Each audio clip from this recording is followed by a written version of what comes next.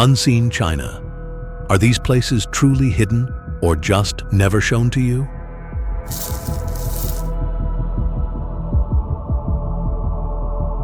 Calling Gulangyu. Hidden ignores one fact. Xiamen sits less than 2,000 feet away. Across 35 destinations, that label conceals homes becoming shops and sacred mountains becoming managed routes.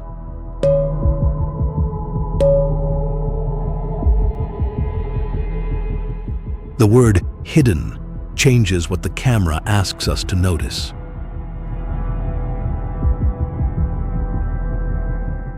A UNESCO plaque, a cable car, a pilgrim stair, or a tour boat can vanish outside the frame, leaving only stone, cloud, and silence.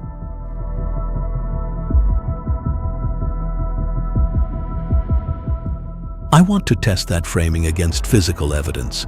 Some sites are remote. Others have carried worship, trade, state power, and mass tourism for generations. Yet the label can be false while the beauty remains undeniable.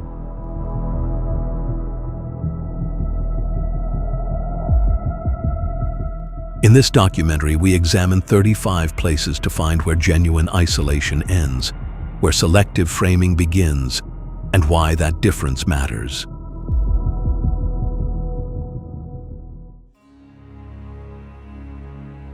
Start with the trick behind hidden.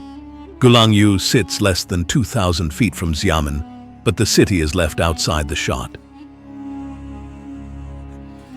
Gulangyu lies across a narrow channel from central Xiamen, reached by a short ferry rather than a difficult expedition. Its separation comes from rules, not distance. Private motor traffic is restricted, so feet carry daily life through stone lanes, steep alleys, and coastal paths. The architecture records a much wider world. After Xiamen became a treaty port in the 19th century, consulates, churches, schools, foreign residents, and returning overseas Chinese pressed European and Southeast Asian forms against southern Fujian homes. That exchange also entered classrooms and family rooms, building the piano tradition now attached to the island. Music was not decoration. It grew from contact, teaching, and domestic discipline. World Heritage inscription in 2017 tightened the duty to protect the settlement, but recognition also drives visitor pressure. Former homes now serve as guest houses, cafes, shops, and exhibition rooms, weakening the residential life that formed Gulangyu. Preservation is physical labor. Humidity, salt air, typhoons, and vegetation keep wearing down old villas, while commercial demand keeps pushing buildings toward visitor use. The city and ferry never vanish. Motor restrictions simply change the island's tempo. Quiet is real here, even when isolation is not.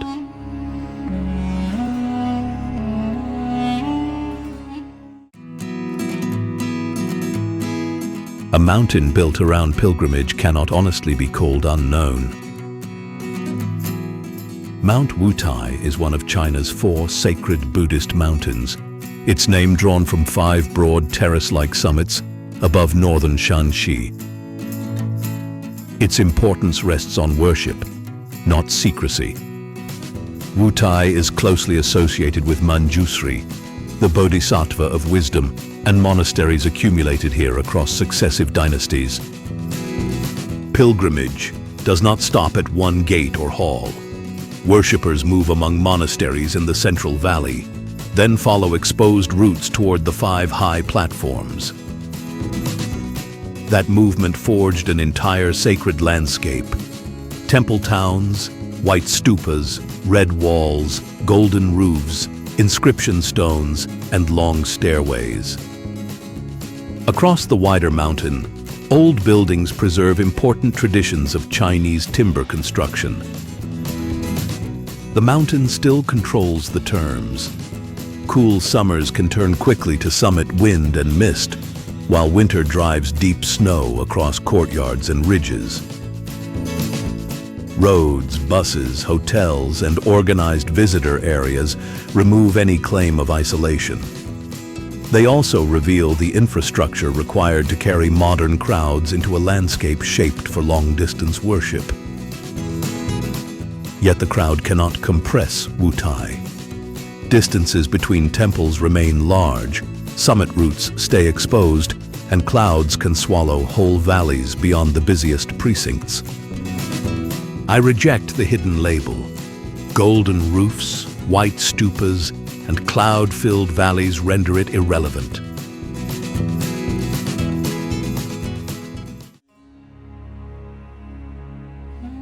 A world-famous summit can vanish in minutes, not from maps, but behind cloud.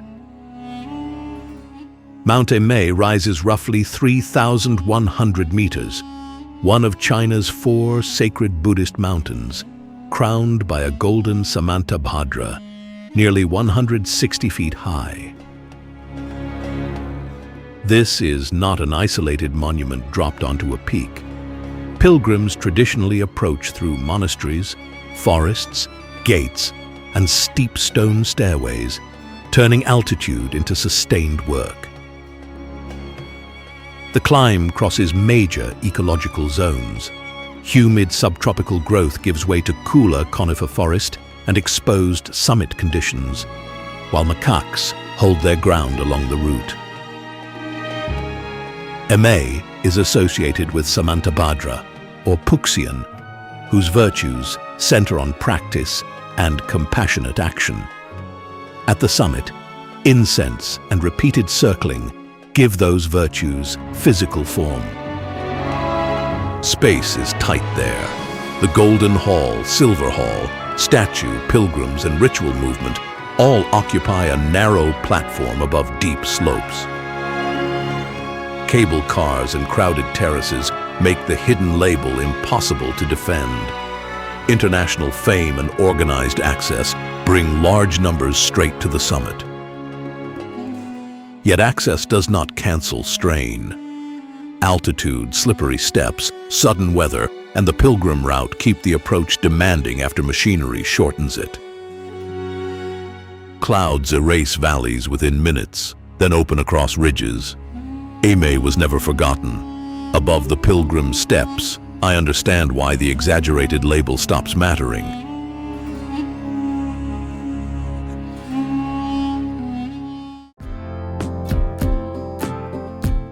One of the world's highest large salt lakes is no secret, yet every road into it must climb into severe altitude. Namtso sits nearly 5,000 meters above sea level, held in a closed basin beneath the Nyanchen Tanglha range. With no outlet to the sea, rain, streams, and snowmelt leave mainly through evaporation. That steady loss concentrates salt and lays pale mineral bands along the shore. Cloud, wind, and mountain light can drive the water from turquoise to dark blue. A road can reach the shore without shrinking the basin. Peninsulas and limestone formations extend into the lake, while the far shore and snow peaks preserve the distance. For Tibetan Buddhists, this is sacred ground, not an empty backdrop. Pilgrims have long made demanding circuits and visited caves and shrines near the Tashi-Do Peninsula. Summer brings herders, yaks, horses, visitors, and traffic back to the water. Roads permit arrival. Thin air, distance, and fast weather deny any sense of easy access. Winter presses harder. Wind grips the plateau, water freezes, roots close, and the whole basin turns almost monochrome. I trust the word remote here more than hidden. The people and road were never absent. The cold blue basin is simply vast enough to make the label irrelevant.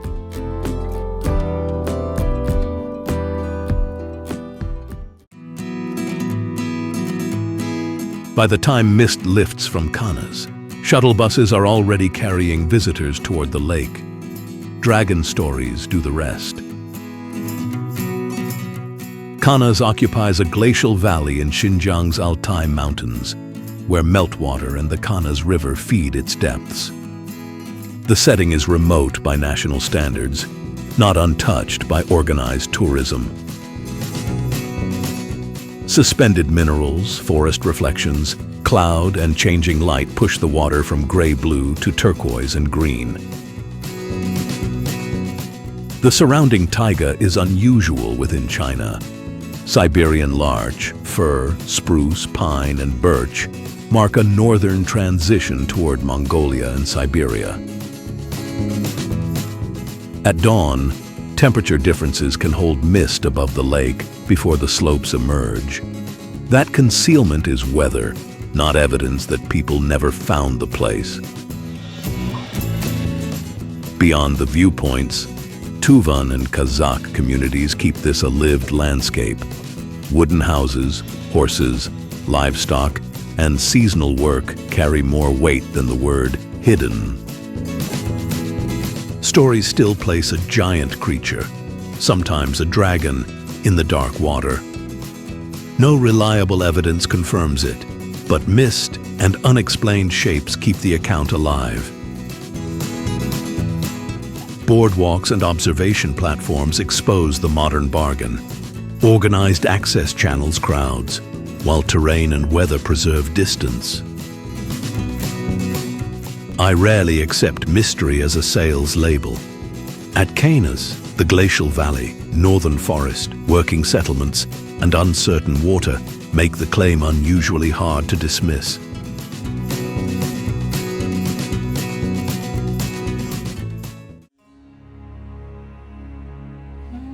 A pasture crossed by paved roads and visitor vehicles still depends on snow, grass, livestock, and seasonal movement.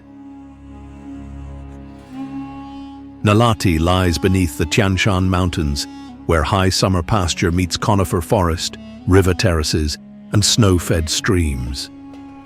That meeting, not isolation, gives the valley its force. Water descends from the peaks and divides across broad valleys. After snowmelt, it drives the meadows green and supports flowers, grazing, and hay. The color is temporary. Grass fades toward gold before winter, and every household working with animals must prepare for the reversal. Kazakh families have traditionally moved livestock between seasonal grazing grounds. Horses manage sheep, cattle, and other animals across distances engines have not erased. Yurts, corrals, tracks, and grazing herds are often framed as timeless scenery. In practice, they are tools, boundaries, and evidence of daily labor. Organized transport and paved roads carry many visitors into Nalati. Promotional views turn that machinery into background, even while it structures every visit. Winter strips away the summer sales image. Snow covers pasture and roads. Livestock need stored fodder or lower shelter, while movement becomes harder. Beneath the Tian Shan, beauty rests on water, animals, and work. Winter makes that dependence impossible to romanticize.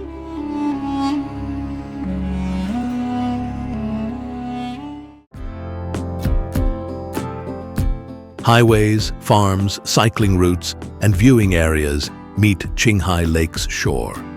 At about 3,200 meters, China's largest lake is vast, inhabited, and anything but hidden.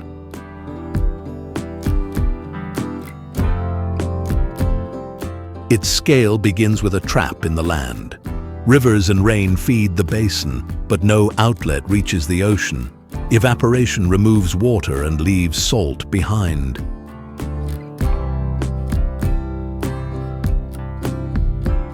That balance never holds still. Climate and water supply move the shoreline, expanding or squeezing the wetlands and shallows around it.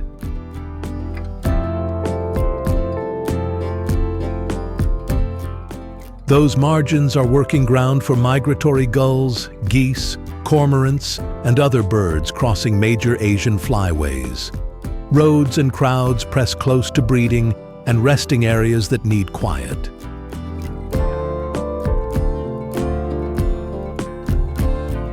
The surrounding grasslands support Tibetan pastoral families and grazing livestock. Prayer flags and ritual circuits mark a sacred lake, not a forgotten one.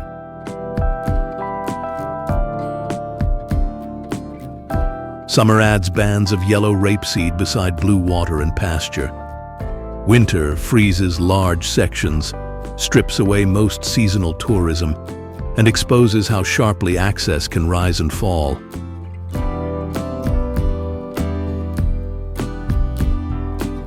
I doubt the word hidden.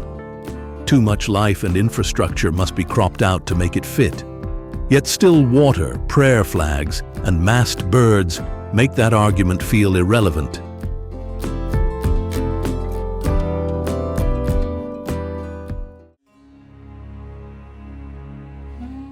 At Leshan, 3 rivers meet beneath a seated Buddha cut directly into red sandstone. Rising about 70 meters, the 1,200-year-old Maitreya is the world's largest stone Buddha, and no secret.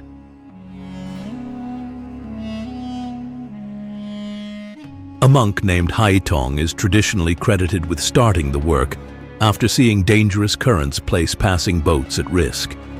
The statue was meant to answer both physical danger and religious need. The visible scale is only half the achievement. Drainage channels run through the hair, collar, chest, and back, carrying rain away from vulnerable sandstone. Stone cut from the cliff was deposited near the river. Tradition holds that this helped change the currents, so the carving altered the waterway while claiming to guard it. That is engineering under a sacred surface, a huge body anchored to rock, with hidden drains keeping rain moving.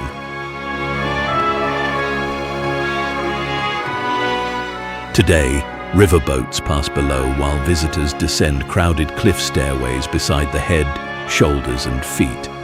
Ticketed access and UNESCO status leave little room for the fiction of obscurity.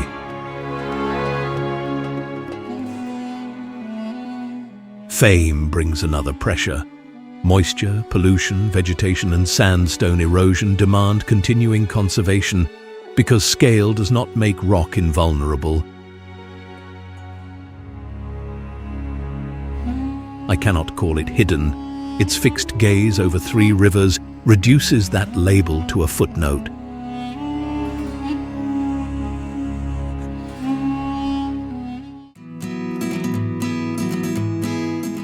Before winter reaches northeastern Inner Mongolia, Hulunbuir's herders must turn apparent emptiness into stored fodder.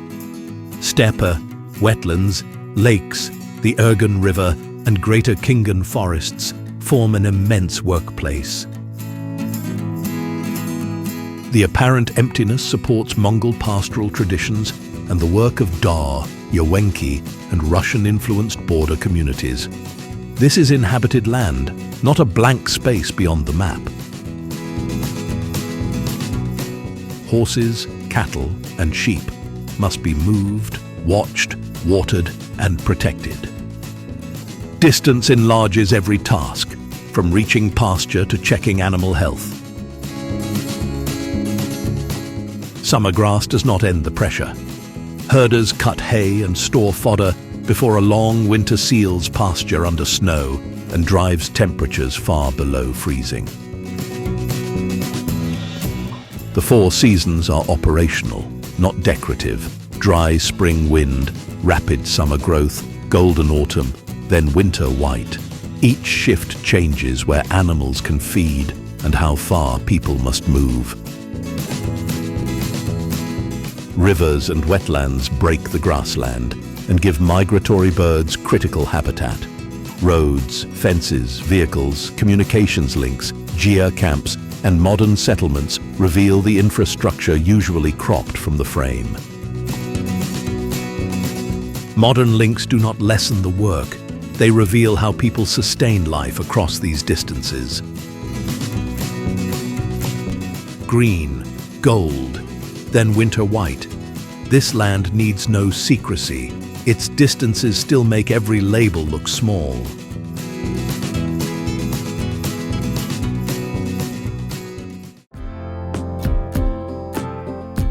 Nearly 200 caves cling to one sandstone wall, yet the mountain can still look detached from the human world.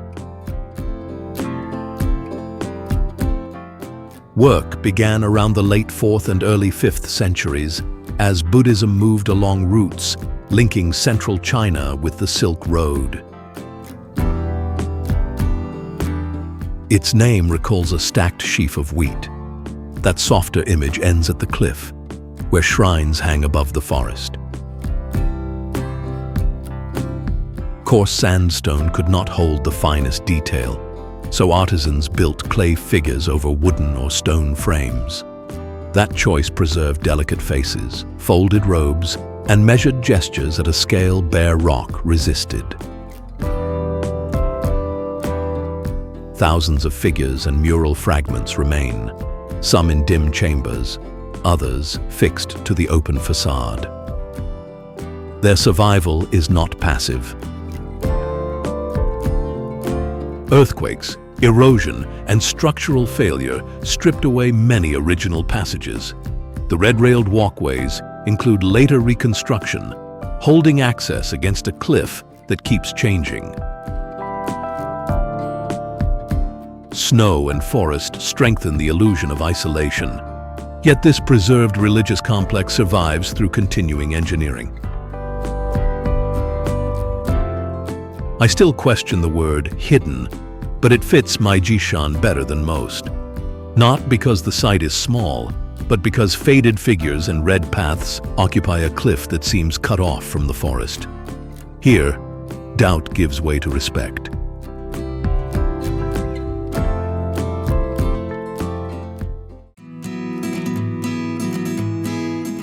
A waterfall fitted with bridges, a cave passage, and color-changing lights is not avoiding attention. Huanggoshu drops about 80 meters and spreads roughly 100 meters across the Baishui River.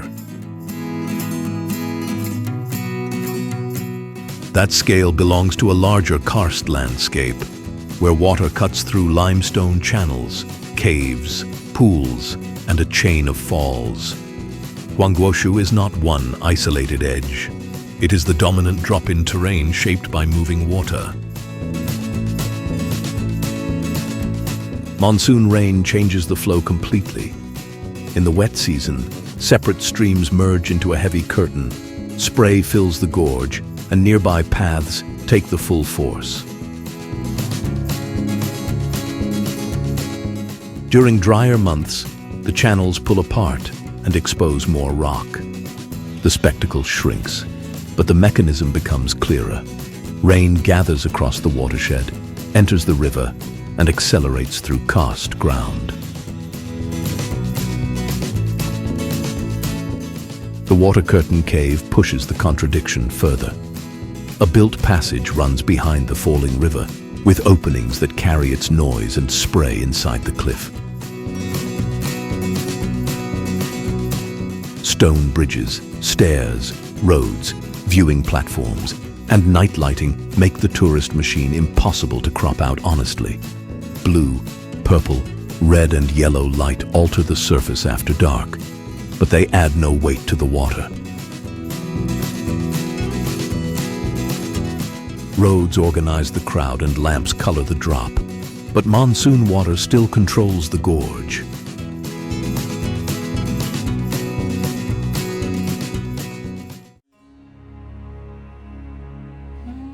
A town glowing above its own waterfall is difficult to sell as a secret. Wooden buildings descend toward a cascade on the Yushui River, while shops, hotels, crowds, and coordinated lighting occupy the same steep ground. Long known as Wangkun, the settlement grew as a regional trading point tied to river transport and the Tujia communities of western Hunan. Commerce was never an intrusion here. It helped build the town. The slope dictated the engineering. Tujia stilted houses extend rooms over cliffs and water on timber supports, turning limited ground into living space. Bridges bind different levels together, while paths and caves pass beside or behind the falls. Spray keeps stone and vegetation damp, so the river shapes daily movement rather than serving as decoration. Wangkun gained wider recognition after becoming a setting for the film Hibiscus Town, and the destination increasingly adopted the Furong name. Even the name now carries the mark of attention, not obscurity. After dark, modern lighting binds the cliff, stacked buildings, and waterfall into one display. Lanterns and reflections do not hide the tourist center. They announce how fully it uses the terrain.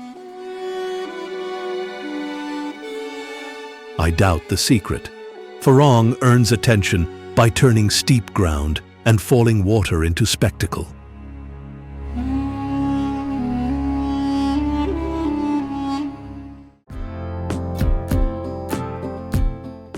Under Mianshan's immense overhang, mystery depends on maintenance.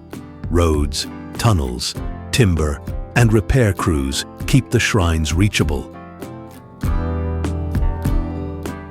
At Mianshan, a rock overhang nearly 200 feet high and almost 600 feet long shelters hundreds of ancient halls. The cliff supplied the first roof. Generations then forced worship into the remaining space, fixing halls, stairs, and wooden galleries between stone and open air. Buddhist and Taoist institutions grew across these ravines, some inside shelters that blunt rain but trap moisture. Every beam still answers to weather, falling rock, and fire risk. Modern access roads make the height manageable, but they do not make it easy. Workers must keep routes open and protect structures pressed beneath immense stone. The mountain also carries the story of Jie Zitui, the loyal retainer whose refusal of political reward became bound to a mountain fire tradition. His commemoration was later linked to the Cold Food Festival. Bronze bells, incense, and red ribbons are not proof of an unknown origin. They are active parts of devotion sustained across centuries. I remain wary when Mianshan is packaged as legend. The roads and repair crews are too real to crop away. Yet where timber, shrine, and cliff keep sharing one narrow ledge, mysterious gains some honest weight.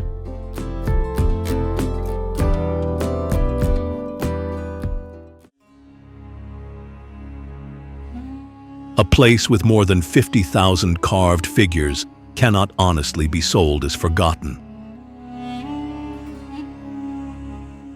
Along nearly a kilometer of sandstone west of Datong, about 250 caves and niches hold that immense carved population.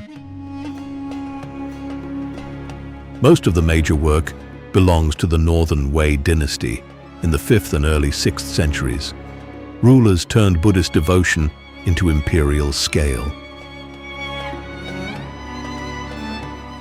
In the early group associated with the monk Tanyao, enormous Buddhas fill entire chambers. The cliff was not merely decorated, it was excavated to carry authority. Scale changes again at close range. Monumental bodies give way to figures only a few centimeters high, multiplied across walls and ceilings. Those details record movement across overland routes.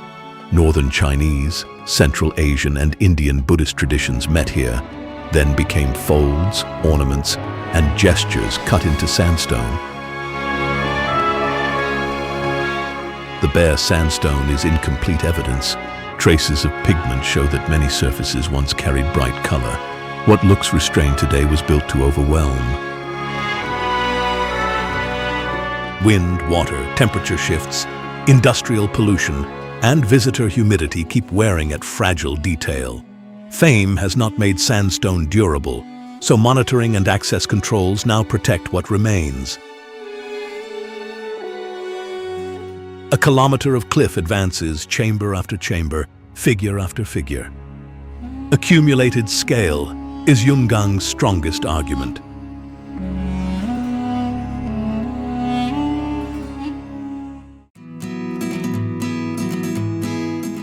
A river can keep a wandering curve by driving it deeper into rising ground. Along the Shaanxi-Shanxi boundary, the Yellow River folds through turns approaching 180 degrees, with Qiankun Bay forming an even broader loop. These bends began on gentler ground, where channels could shift sideways. Then the land rose, the river cut down, and the curves locked in place.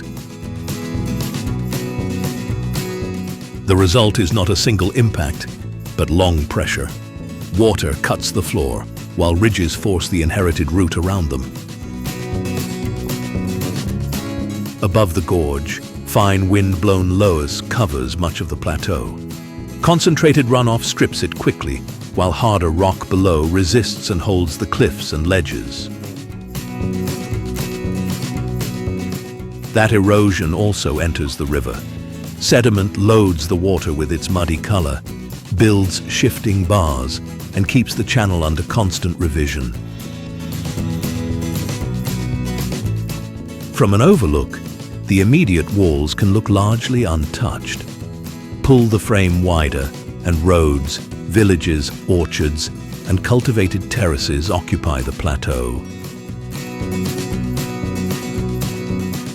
I find the word wild less false here, though hidden still fails. It is a named river corridor with roads and cultivation beyond its walls. It needs no secret label. A river turning almost back on itself while the plateau breaks down into its current speaks at full scale.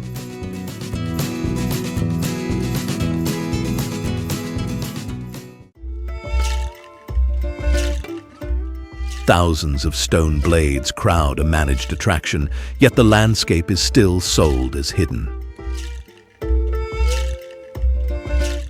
Near Shilin in Yunnan, limestone pillars rise nearly 30 meters, amid paved routes, guides, signs, and UNESCO World Heritage status. The rock began in a shallow sea, roughly 270 million years ago. Later uplift raised it into the reach of rain. Rainwater absorbed carbon dioxide, turned weakly acidic, and entered every fracture. Grain by grain, it stripped away softer limestone while harder ridges held. That simple chemistry built a severe maze of fins, towers, crevices, and pillars. Paths can vanish between rock walls, then break into ponds, clearings, and humid green. Nothing about the cause is mysterious. The real force is duration, water repeating the same small action across an age almost beyond measure. This is also Saniyi cultural ground, where Ashima remains present in songs, performances, and local interpretation. Today, visibility is built into the site. Routes and guides channel movement through narrow gaps, while vegetation sharpens the divide between grey rock and Yunnan's wet green. I still distrust the label. A place this managed and memorable was never truly missing. Its limestone maze is strange enough to need no excuse.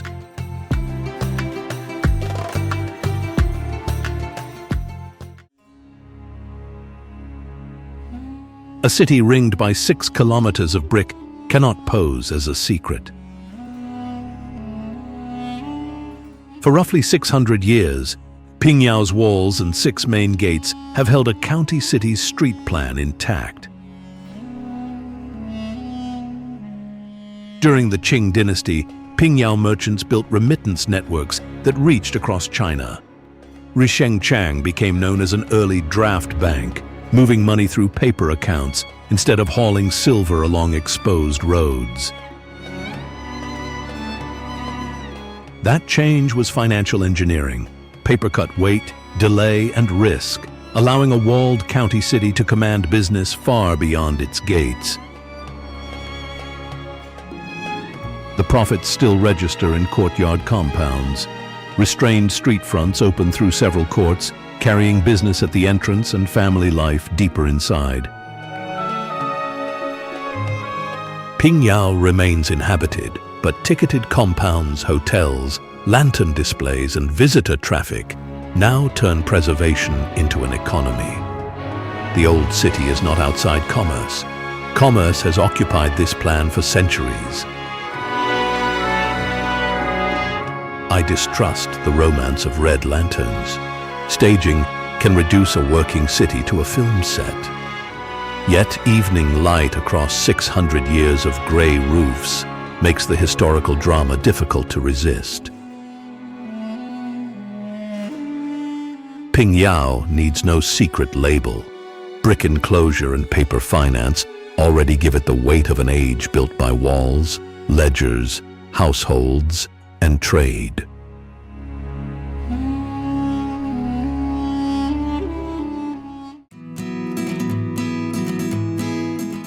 Two temples occupy a split rock summit where crowded terraces leave almost no room for the claim of isolation. On Mount Fanjing in Guizhou, the Red Cloud's golden summit splits into twin tops, joined by one short stone bridge and reached by extremely steep stairs. Unlike the surrounding karst, Fanjing is ancient metamorphic rock. Uplift exposed it. Water, temperature swings, gravity, and long erosion cleared weaker material away, leaving narrow towers and detached blocks. Human effort took the final vertical meters.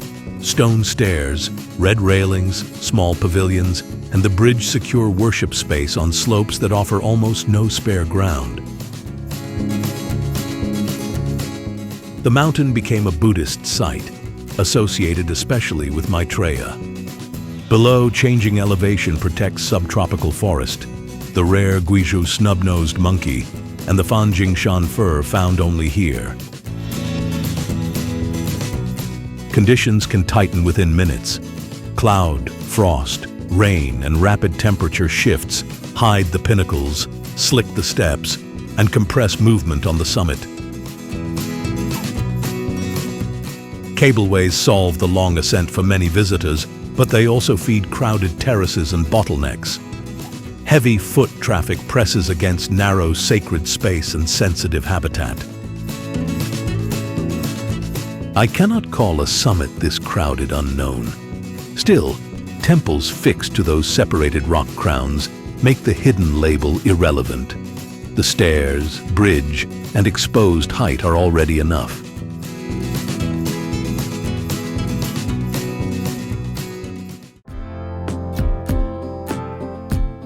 A monument known for more than 17 centuries is still sold with the language of discovery.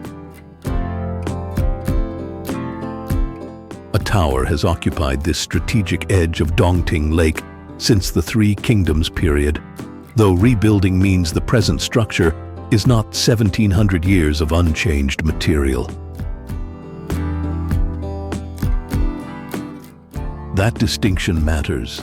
Yueyang endured not as one frozen object, but as a site repeatedly rebuilt above the water near the Yangtze. The lake below is equally restless. Rivers from across Hunan feed it, and seasonal flows make its basin expand and contract as it absorbs floodwater linked to the Yangtze.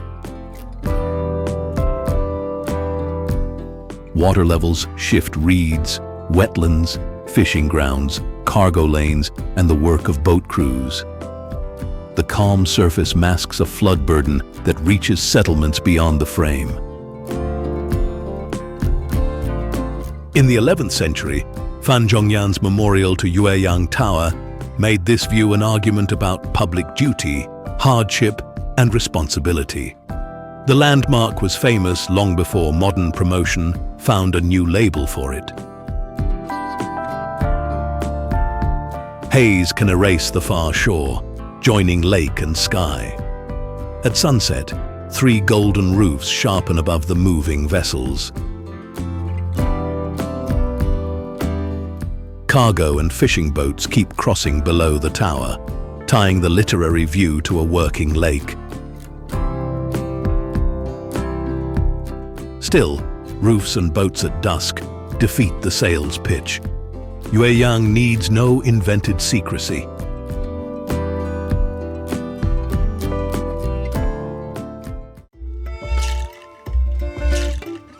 One of China's 5 great mountains now carries crowds by cable car toward paths once reached only by a long climb.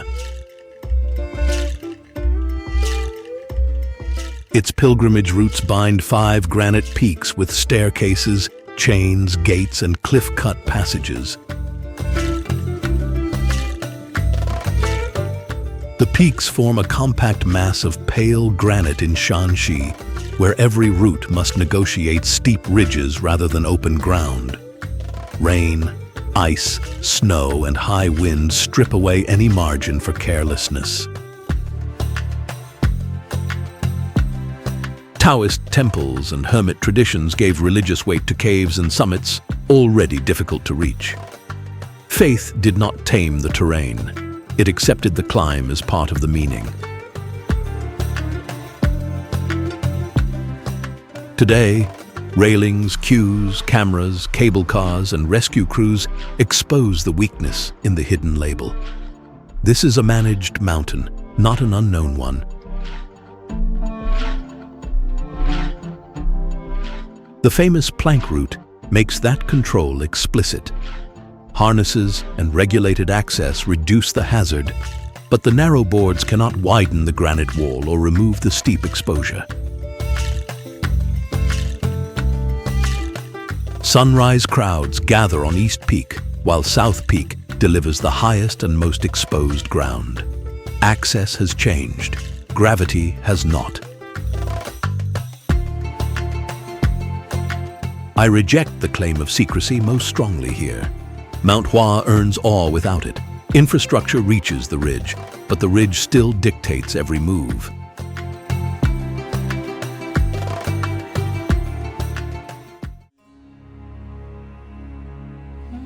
A lake with docks, tour boats, paved paths, and shuttle routes is still wrapped in the language of secrecy. Tian Shan Heavenly Lake sits at roughly 1,900 meters on the northern side of the Tian Shan Range, beneath the much higher snow-covered Bogda Massif. The basin was shaped by ancient glacial activity and remains supplied by mountain precipitation and meltwater. That origin still controls the lake's seasonal limits. Dark Tian Shan spruce surrounds water that shifts from pale turquoise to deep green as light and sediment change. The cold clarity is geological, not a tourism effect. The wider region carries Kazakh pastoral culture, but the immediate shore runs on docks, boats, pavilions, tickets, and managed viewpoints. The postcard begins only after that machinery is pushed outside the view. Tradition links the lake to the Queen Mother of the West, giving the name Heavenly Lake an older claim than modern branding. Myth adds stature, but it does not erase the road. Summer concentrates visitors and tour boats on open water. In winter, ice closes the lake, snow blocks minor routes, and the same docks become fixed, empty edges. I find no need for a cloak of mystery here. Tourism has engineered access along the shore, yet spruce, glacial water, and the snowbound Bogda Massif keep the landscape cold and exact.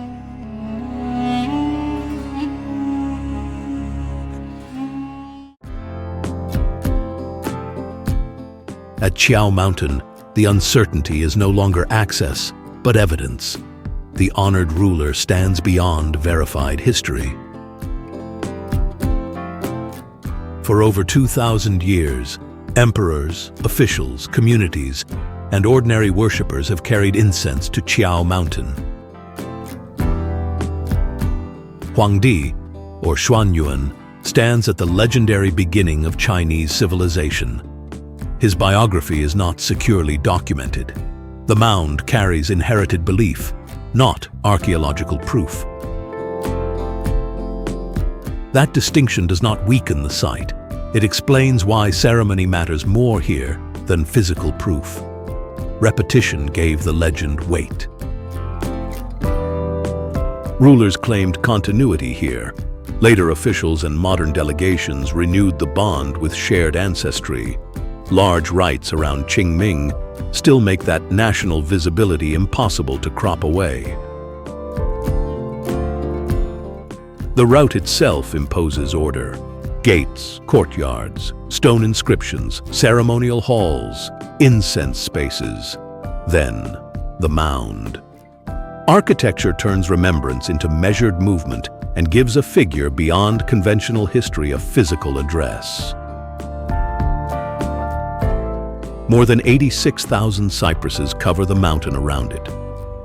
Some are tied to ancient planting traditions, including one said to have been planted by Huangdi, but that claim remains legend.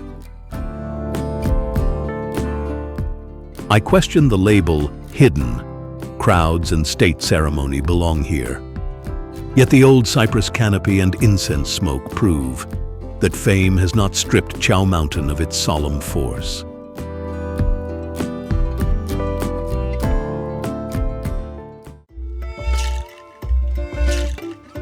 A mountain served by cableways can still make its roads and temples vanish. Mount Lao, the highest major mountain along China's coast, rises east of Qingdao, where pale granite meets the Yellow Sea. That access matters.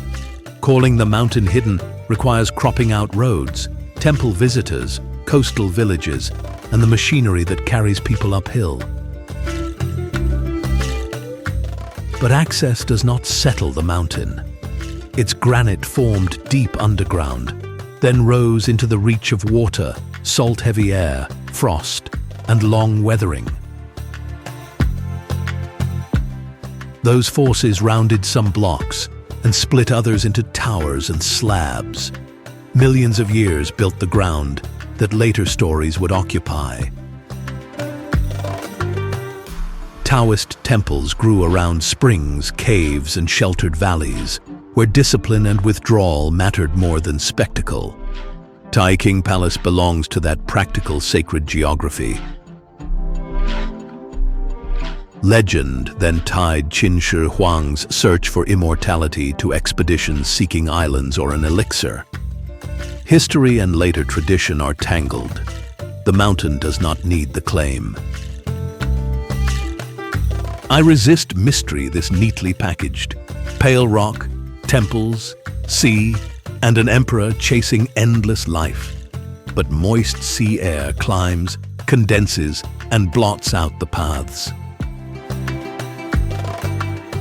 When fog closes the route, the immortality story feels less like a tourist pitch, even on a mountain served by cableways.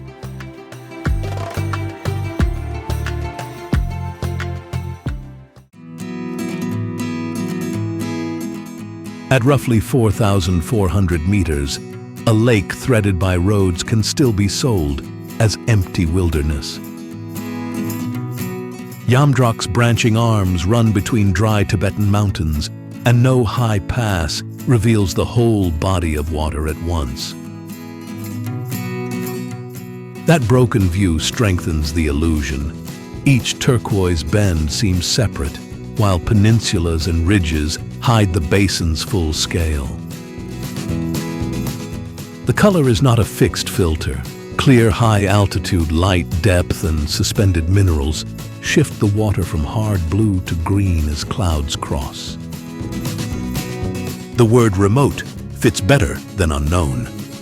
Prayer-flagged passes feed roads toward villages, grazing ground, fields, shoreline viewpoints, decorated yaks, and Samding Monastery within the lake landscape. These are not intrusions into an empty frame. They prove sustained work, worship, and travel at an altitude where thin air, ultraviolet exposure, high wind, and sudden weather punish routine movement. Water adds another pressure. Its level depends on precipitation, snowmelt, and evaporation, while hydropower infrastructure has added modern intervention and debate. I think the hidden label survives by excluding precisely those human marks. The road, monastery, flags, and yak reveal a lived landscape, not a blank one. But Yamdrok's long blue water still bends through the mountains with enough force to make every label secondary.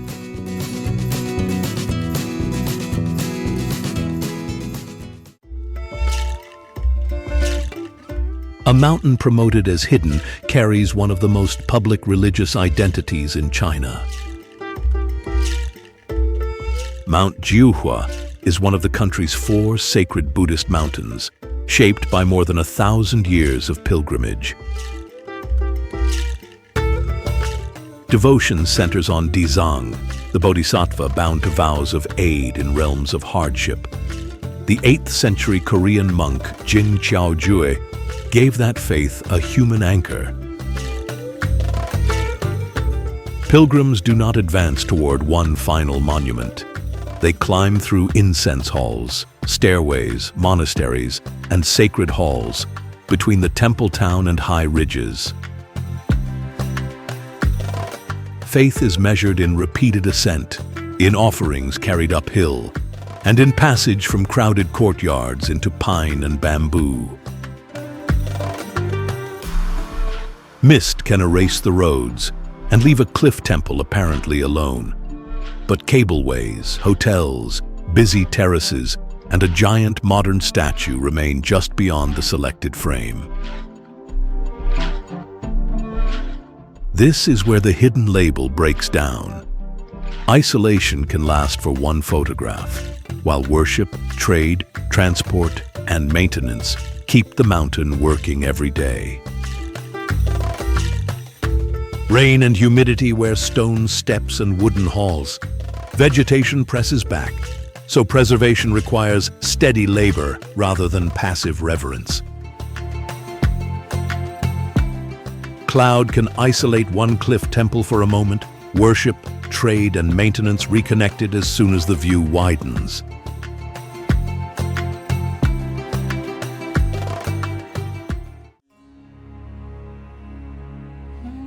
A temple can predate a capital in memory, even when its own walls have been rebuilt.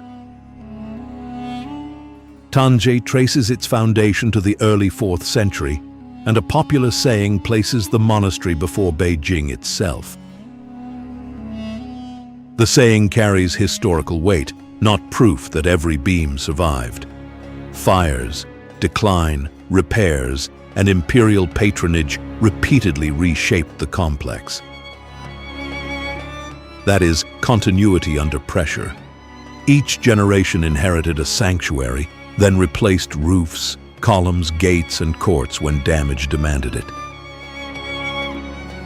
The central route controls the pace. Gate, incense court, red columned hall, bell, then another enclosure. Yellow glazed roofs mark status. Surrounding hills suppress the capital's visual noise. Old ginkgos register time more plainly than slogans. Dense shade turns yellow, branches empty in winter, and worship continues beneath the same seasonal cycle.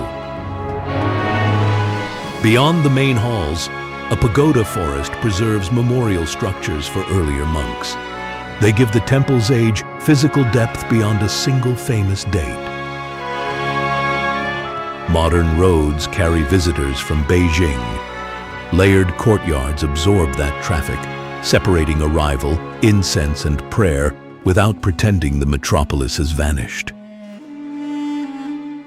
I resist the label of mystery for a place this established. Yet yellow roofs, old trunks, and measured bells create a quiet that does not need it.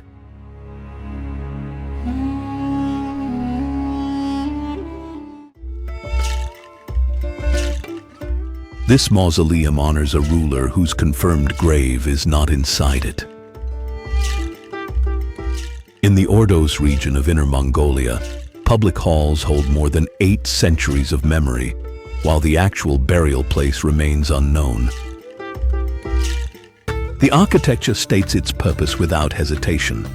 Domed roofs echo Mongolian jazz. Statues, maps, reliefs, banners, saddles, and ritual objects build a visible center for imperial memory. The present complex was largely established in the 20th century. It is not an ancient tomb preserved intact, but a modern home for a much older tradition. That tradition depends on people. Generations of Darhad custodians have protected sacred objects and maintained ceremonies tied to the Great Khan's spirit and lineage. Their work endured relocation and political disruption. Buildings could shift, authority could change, yet the rituals kept the chain of memory from breaking. The missing grave creates the harder fact. Accounts describe a secret burial, but proposed sites across Mongolia and northern China have produced no accepted archaeological confirmation. So commemoration, tourism, and national history gather around a tomb the structure does not physically contain. The memorial is unmistakable. Evidence stops at its walls. That contradiction defeats the pitch. Stone and ceremony declare Genghis Khan openly. Only his grave has resisted the map for 8 centuries.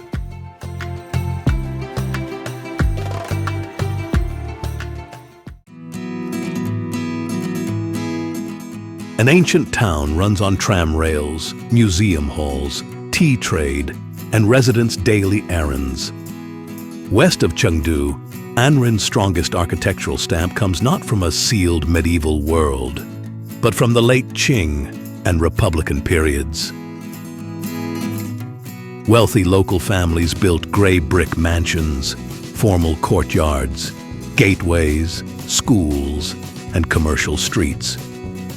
The Liu family compounds still show how walls, entrances, and room placement enforced rank in rural elite life. Nearby, the Jianchuan Museum cluster brings modern Chinese history, society, and material culture into a large contemporary heritage destination. No untouched isolation survives that frame. Tram tracks and visitor vehicles bind the major sites together, while markets, food stalls, and tea shops carry the town through an ordinary working day.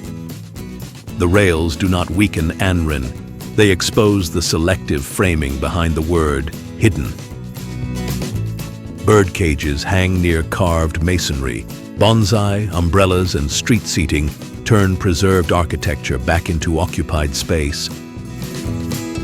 Beyond the historic core, fields, highways, new neighborhoods, and landscaped compounds tie Anrin to the Chengdu Plain. Tourism sits beside farming and residence. It has not erased them. The pressure is conversion.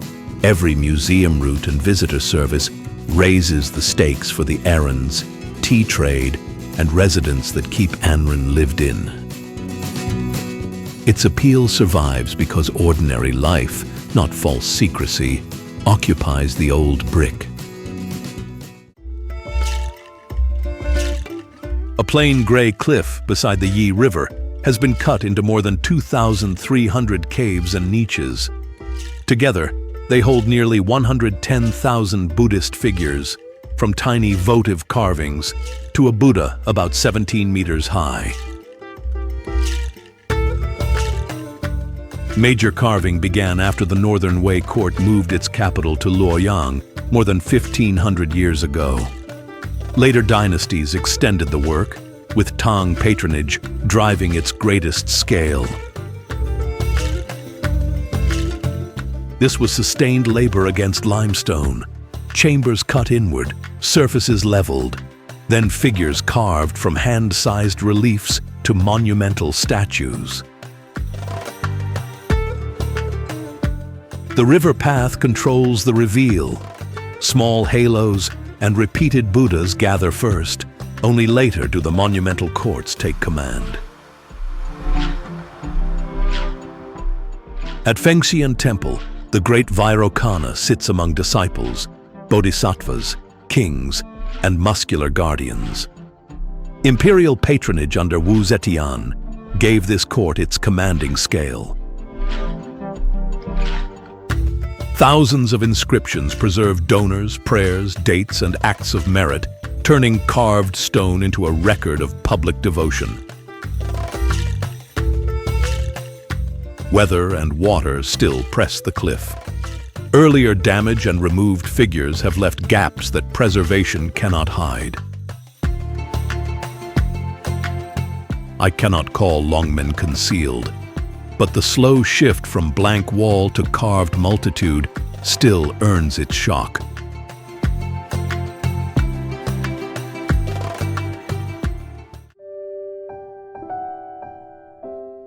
From Lhasa, the Potala is impossible to miss. 13 levels and more than 1,000 rooms rise from Marpo Ri. At roughly 3,700 meters, the red and white mass dominates both the city and the climb.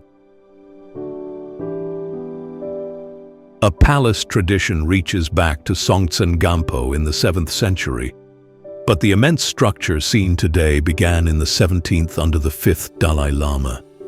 Successors kept expanding it. The White Palace held administrative and residential rooms. The Red Palace concentrated chapels, assembly halls, sacred images, scriptures, thangka paintings, and gilded stupas. Thick stone walls grip the slope, while timber interiors, stairways, and terraces divide the enormous shell. From outside, it reads as a fortress. Inside, narrow passages compress movement. Altitude supplies another load. Thin air slows every climb, making the building's vertical order a physical demand rather than a decorative effect. Pilgrims circle the base along the Kora route, keeping worship active around the monument. Visitor numbers are controlled to reduce fire, humidity, and structural pressure inside. That control exposes the paradox. Potala is not forgotten, but heavily recognized and carefully managed. 1,000 rooms, a mountain footing, and centuries of circling pilgrims make visibility part of Potala's power.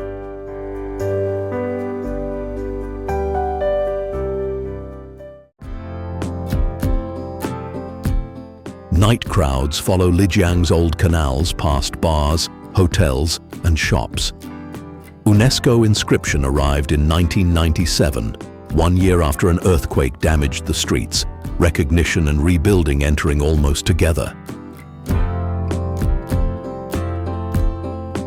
That contradiction matters because Lijiang, traditionally called Daiyan, was never built as an isolated relic. It grew as a Naxi trading center where mountain routes tied Yunnan to Tibet and other regions through T-horse road commerce. The harder achievement lies underfoot. Springs near Black Dragon Pool feed branching canals that once supported washing, gardens, daily use, and fire control before the water joined again downstream. Bridges did more than cross those channels. They locked water into the street network. Stone lanes, timber courtyards, and tiled roofs were shaped around flow, not added later as decoration.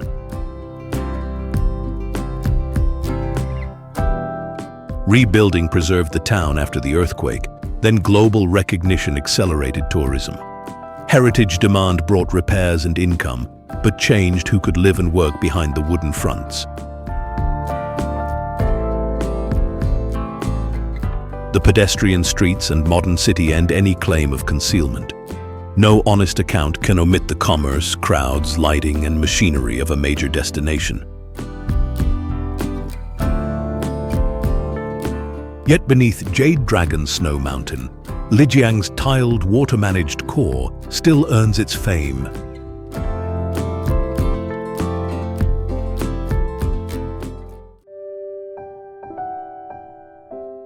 Long before dawn, climbers join a route used by emperors, pilgrims, poets, and tourists. More than 7,000 stone steps rise toward shrines, shops, and lodgings on a mountain famous for over 2 millennia. Mount Tai stands foremost in tradition among China's 5 great mountains.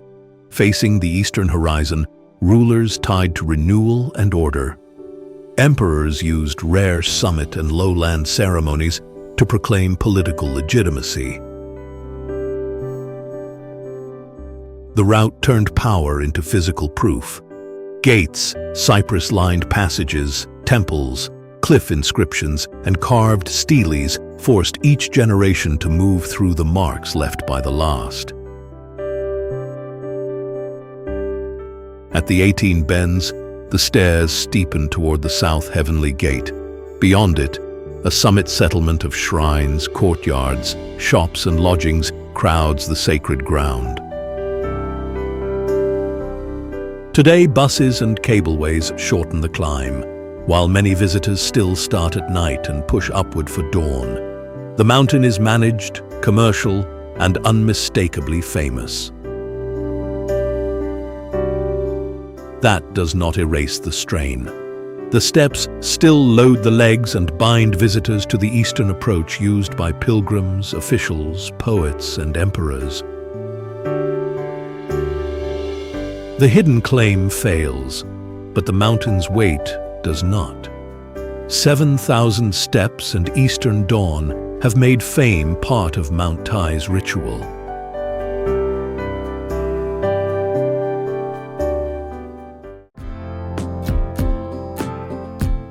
A mountain advertised as secret comes fitted with cableways, oxygen canisters, marked paths, platforms, and crowd controls.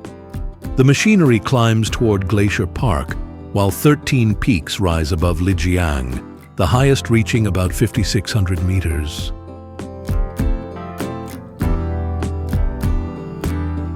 The lifts do not remove the mountain's pressure.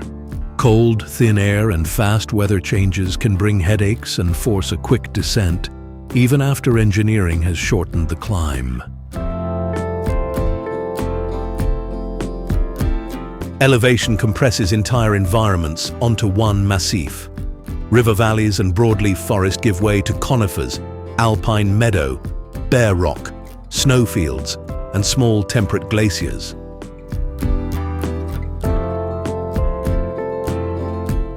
Those glaciers are not fixed scenery. Crevasses expose moving ice, while long-term retreat has already reduced parts of the cover.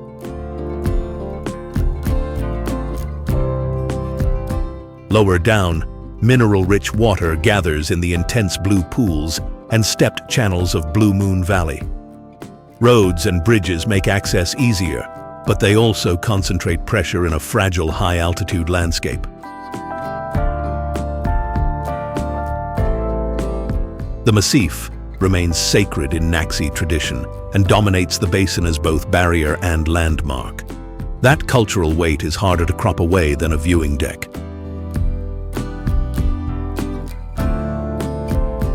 The urgent story is not secrecy, but retreat. Snow walls and blue water remain extraordinary as the ice contracts.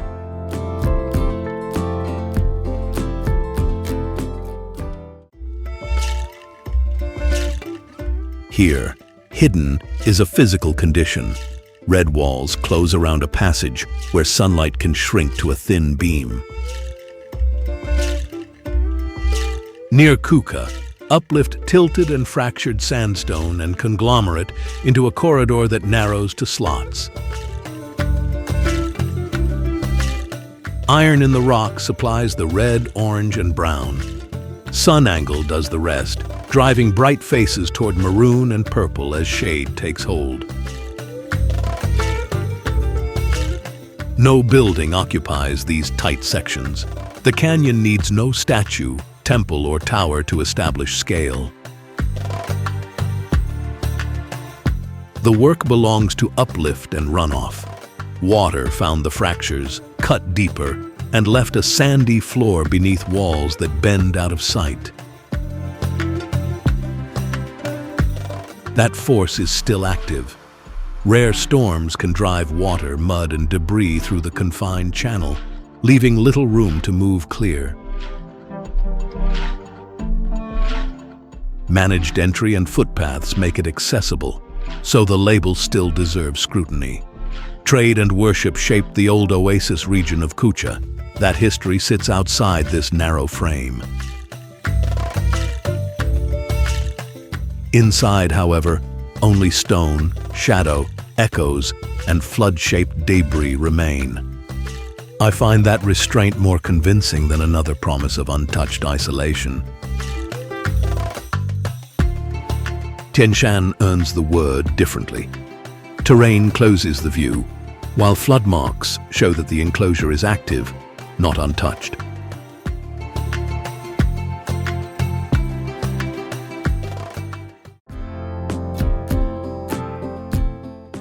A lake reached by roads and regulated viewing decks can still vanish before a crowd.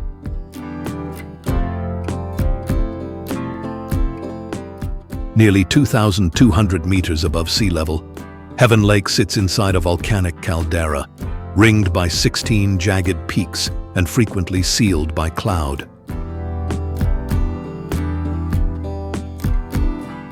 An enormous eruption more than 1,000 years ago spread ash across a wide part of Northeast Asia and helped shape this high basin.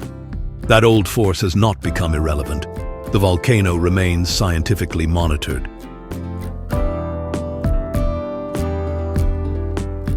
Cold air and moisture build cloud quickly over the summit.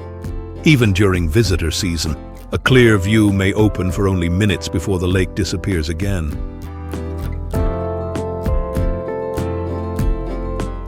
For much of the year, snow and ice hold the surface. When the cover lifts, dark blue water fills the stone bowl ringed by peaks. I remain unconvinced by stories of a lake creature. No convincing evidence supports them. The harder fact lies below the legend. The lake rests in a volcano that remains under scientific watch.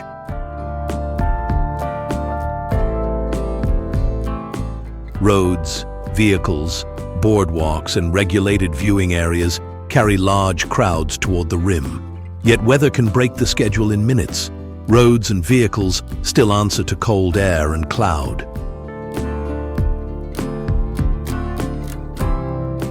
The lake is not hidden from people. It is hidden by weather. Roads reach the rim, cloud closes it, and the blue water needs no monster or false isolation.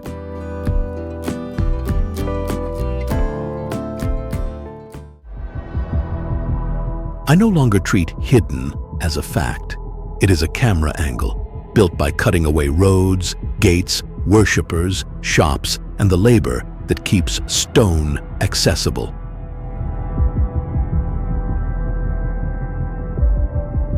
Remoteness is real. So is sacred weight. Neither makes a place unknown. The deeper cost is a quieter distortion.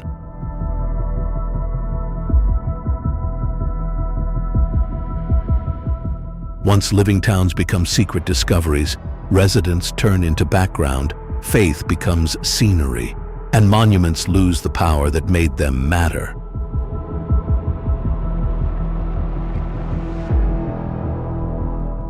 At China's scale, that framing reaches millions and settles as fact. The plain takeaway is to test the label before judging the place. Beauty does not need invented obscurity.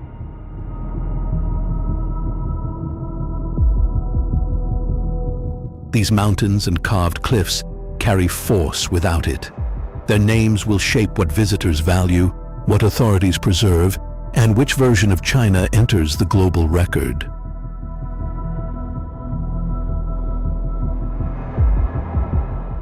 If this skeptical lens changes how famous landscapes are seen, continue with the next documentary.